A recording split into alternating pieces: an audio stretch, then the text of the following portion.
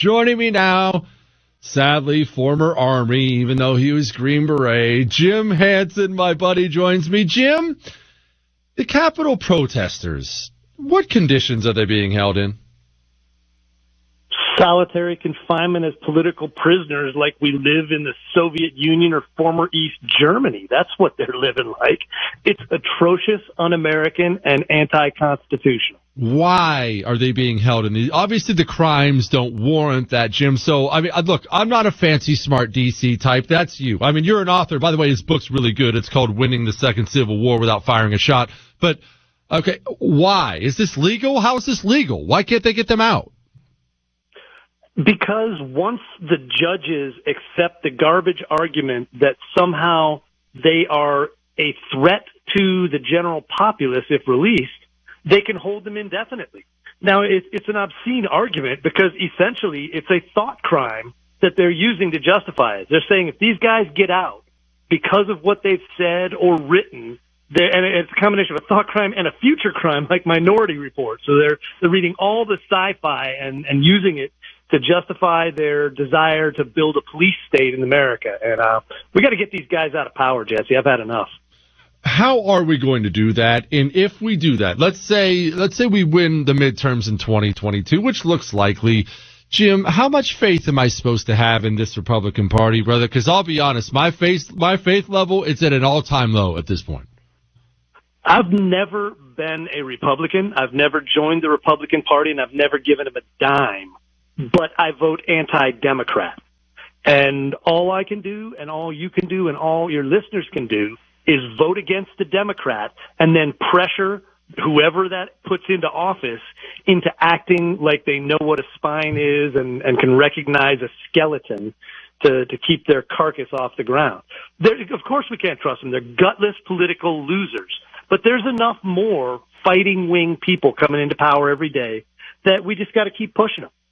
Jim, why are they gutless when the people who support them, the people who follow them, the people who vote for them, they hunger for guts right now more than anything else? Honestly, Jim, I've never experienced a time in my life where I thought the Republican Party, the base, would sacrifice more of the principles it believes in just for someone with courage, and yet they still can't find the courage. Why?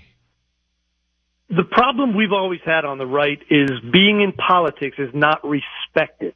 You know, if you've got any brains or guts or skill or ability, you join the military, you become an elite Green Beret like me, or a Marine like you get in the national security foreign policy realm. You join business and produce and make things and get people jobs. And none of those things are political in nature. So our best and brightest don't get into politics.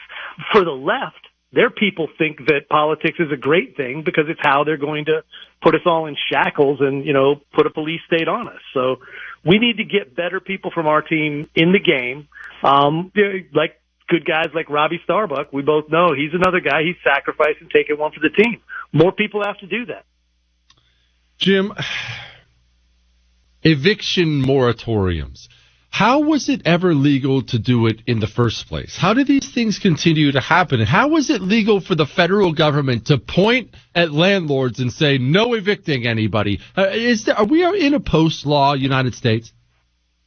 We're close, and I'm not sure it was legal. I don't know where any lawsuits on that stand. But the idea that just because there's a dangerous virus of some flavor, what level of danger, who cares? But they're using that to decide that none of the usual rules apply.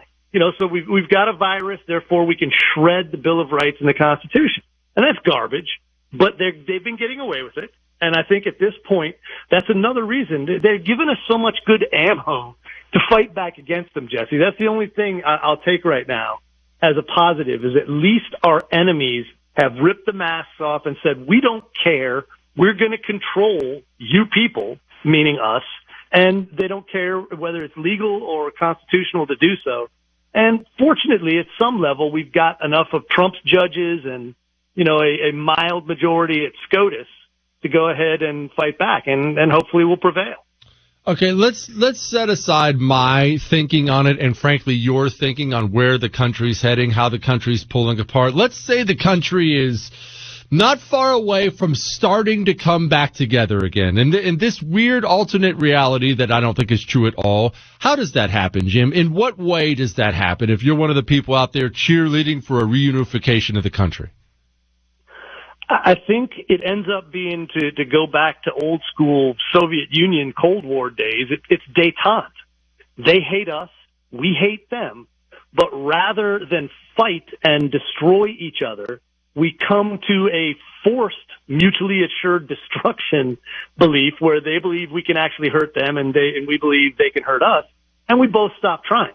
Now, that requires almost the informal national divorce, but I talk about that in the book. I talk about how we have to at least beat them into submission so that we can then force them to sue for peace. And that's what we want to do. That's the goal. What's one way we can, speaking with Jim Hansen, by the way, Security Studies Group and author of the book, Winning the Second Civil War. Jim, what's one way we can beat them into submission without actually beating them, because we're not advocating for physical violence out here? But that's just it. We do have almost all of our constitutional protections intact. And it doesn't seem like it. The last election was garbage, but we're going to win this next election. All right. And we're going to have McCarthy and McConnell and some of the other losers in charge. But once we've got them and they see where the votes came from, the truth changes. And the votes are going to come from our team. They're going to come from the fighting wing, the America First wing. And that's going to force them. They're politicians. They blow with the breeze. Now, once we've got them in place and we've got a majority, we got to attack. We have to go full savage, barbarian, berserker, Vikings coming in longboats against the left and treat this like the war it actually is, figuratively, and do that. That right there, if we just focus on all the places where we've been losing and haven't been paying attention, it'll make a major change. Speaking of blowing with the wind, let's talk about Kamala Harris for a moment. They made a huge strategic mistake, I think, putting her as vice president, because the truth is everybody hates Kamala Harris. Republicans hate her, Democrats hate her, independents hate her. Her poll numbers are in the toilet. And this is a woman who's likely to be the Democratic nominee in 2024, unless I'm missing something, Jim. Thank you. It's because their game backfired on them. They played identity politics, right? And they're like, she's kind of cocoa brown colored. If we put her, she's cocoa brown colored and XX chromosome. If we put her on the ticket, then we can reassure people that if Biden dies, at least we're checking a new block. The problem is, like you said, their own team hates her. And I think it's beautiful. And now I think they're actually trying to sink her, because I think who they want Buttigieg. And I think what they're trying to do is give Kamala all the bad jobs, in this administration, and then primary her come 2024, which will be great. Let's have another Democrat who can be more socialist free for all, and we can enjoy that while we put a real candidate up against it. I don't think the country will accept a gay candidate. I don't. I understand people. I understand people's views on that have changed, and I'm not demonizing anybody. I don't think America has changed that much that people will want a president and a first man. Am I wrong? I think what's going to be very interesting if they do that is what happens in the black community, because that's where the circular firing squad on the woke left comes into effect. Because the most homophobic sector of U.S. society right now is not conservative white people. All right, it is most definitely in the black community, and I think that being a solid Democrat constituency will be up for a very hilarious little shuffle if they do nominate the Buttigieg.